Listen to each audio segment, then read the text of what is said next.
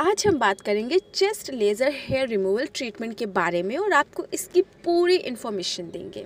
जैसे जैसे किसी व्यक्ति की उम्र बढ़ती है वैसे वैसे उसके शरीर में भी काफ़ी परिवर्तन होते हैं, काफ़ी चेंजेस होते हैं, जिसको मेडिकल भाषा में हार्मोनल चेंजेस कहा जाता है। कुछ लोगों के शरीर में होने वाले हार्मोन्स चेंजेस के सामान्य परिवर्तन होते हैं, लेकिन कुछ लोगों में इसके प्रतिकूल परिणाम देखने को मिलते हैं।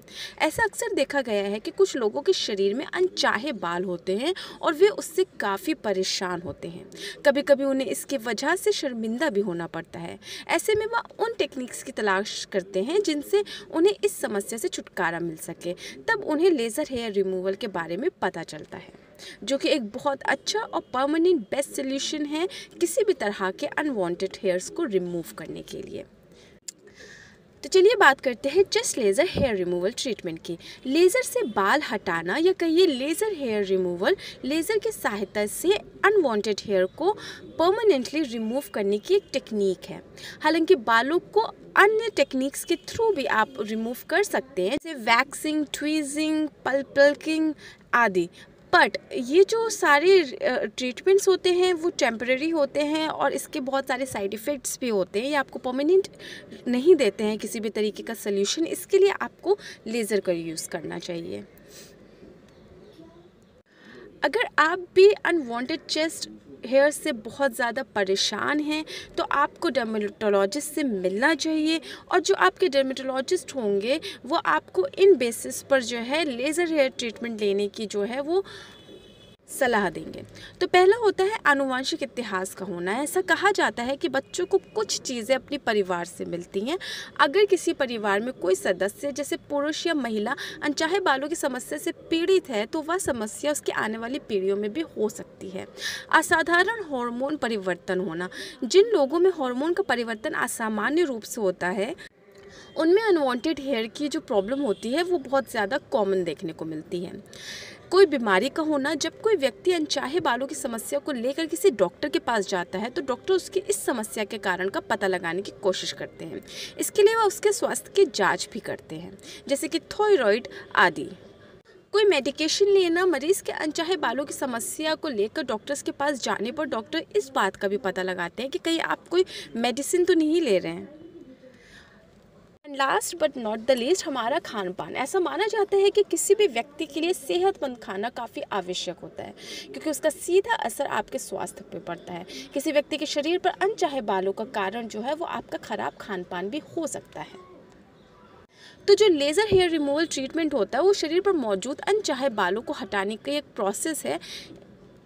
इन दिनों इसका बहुत ज़्यादा ये पॉपुलर हो गया है और बहुत ज़्यादा रेंज में है। काफ़ी लोग इसको अपना रहे हैं और इसके बहुत ही बेस्ट रिजल्ट्स हैं।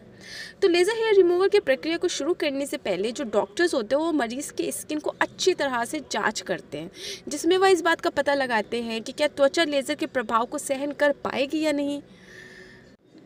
जिसमें जो कुछ चीज़ें होती हैं जो इस तरीके से होती हैं जिनका वो ध्यान रखते हैं, जैसे शरीर के किसी अंग की पहचान करना और स्किन के रंग का पता लगाना, बालों की लंबाई का पता करना कि आपके जो अनवांटेड हेयर्स हैं वो कितने लंबे हैं, बालों को हटाने के अन्य तरीक़ों से बचना और धूप में अधिक समय तक ना रहना। ये सारी चीज़ें जो होती हैं उन चीज़ों पर ध्यान देना चाहिए।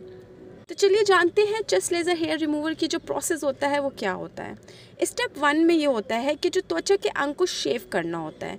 ये लेज़र हेयर रिमूवल प्रक्रिया का सबसे पहला स्टेप होता है, जिसमें त्वचा के उस अंग के अच्छे तरीके से शेव किया जाता है जहाँ पर लेज़र टेक्निक से बाल हटाने की प्रक्रिया को करना होता है। स्टेप 2, स्किन के अंग को आइस पैक या जल से ठंडा करना होता है। त्वचा के जिस अंग पर इस प्रक्रिया को करना होता है उसे शेव करने के बाद आइस पैक या जल से ठंडा किया जाता है, ताकि गर्म लेज़र से बाहरी त्वचा पर कोई भी बुरा असर ना पड़े। स्टेप 3, त्वचा के अंग पर जेली लगाना। त्वचा के अंग को ठंडा करने के बाद वहां पर जेली लगाई जाती है, ताकि लेज़र हेयर रिमूवल की प्रक्रिया के दौरान लेज़र उपकरण आसानी से चल सकें। स्टेप 4, लेज़र को चलाना। ये लेज़र हेयर रिमूवल के प्रोसेस का सबसे महत्वपूर्ण स्टेप होता है, जिसमें लेज़र को त्वचा के उस अंग पर फोकस किया जाता है जहां से अनचाहे बालों को हटाना होता है। ये लेज़र उस अंग में मौजूद बालों के फॉलिकल को नष्ट कर देता है, जिससे उस हिस्से पर बाल काफ़ी धीमी गति से उगते हैं या तो फिर उगते ही नहीं हैं। स्टेप 5, त्वचा के हिस्से को ठंडा करना। ये लेज़र हेयर रिमूवल प्रक्रिया का सबसे लास्ट स्टेप होता है, जिसमें त्वचा के हिस्से को बर्फ़ के टुकड़े से ठंडा किया जाता है, क्योंकि लेज़र काफ़ी गर्म होता है और उससे त्वचा पर असर पड़ता है, इसलिए उस प्रभाव को कम करने के लिए बर्फ़ का उपयोग किया जाता है। तो चलिए जानते हैं कि अब इसकी कॉस्ट कितनी आती है। जब कोई व्यक्ति लेज़र हेयर रिमूवल प्रोसेस को कराने का निर्णय लेता है, तो लेज़र हेयर रिमूवल की प्रक्रिया को करवाने से पहले उसको उसके खर्चों के बारे में जान लेना चाहिए। आमतौर पर अनवांटेड हेयर्स को रिमूव करने के लिए 2000 से 4000 प्रति सिटिंग्स लगता है, मतलब हर सेशन का इतना प्राइस लगता है।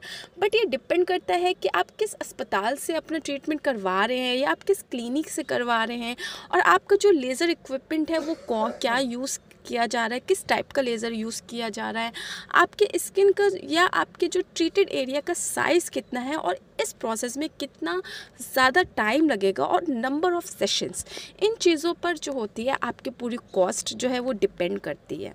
तो अगर आप जस्ट लेज़र हेयर रिमूवल के लिए जा रहे हैं, तो इसकी जो कॉस्ट होती है वो 4000 से स्टार्ट होती है। बाकी आपके जो मैंने बताया आपको सारी चीज़ों पर जिन पे वो डिपेंड करता है, वो सारी चीज़ें देखी जाती हैं, उसके बाद कॉस्ट को मेजर किया जाता है। तो अब मैं बात करूँगी कि क्लिनिक के बारे में। तो Adorable hair and skin clinic सबसे बेस्ट है।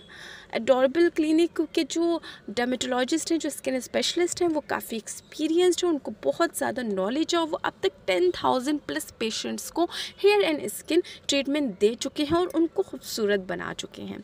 तो अगर आप भी जानना चाहते हैं कि आपको वहाँ पर किस तरीके से जाना है या आपको कैसे और इन्फॉर्मेशन मिलेगी, तो मैं आपको बता दूं कि जो क्लिनिक है वो लाजपत नगर न्यू दिल्ली में स्थित है।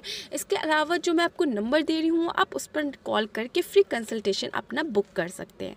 तो जो नंबर है वो इस तरह से है 097 111 50928।